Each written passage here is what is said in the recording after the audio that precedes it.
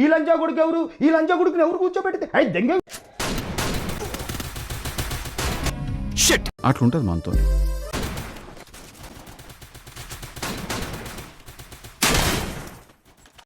A few moments later. అయిపోయింది, బతికి అయిపోయింది. నీకు కొత్త చెక్కేస్తారులే ఈ రోజంతా. తప్పు నా వైపు ఉండిపోయింది కాబట్టి తలంచుకెళ్తున్నాను, లేకపోతే ఇక్కడి నుంచి తాళు తీసుకెళ్లేవాడిని. అరుస్తున్నాడు భయ్యుడు, ఎదురు మాట్లాడుతున్నారు. కోసడికి నేను అమరుణ్ణి, ఎర్రిపోకును కాదు. అవును.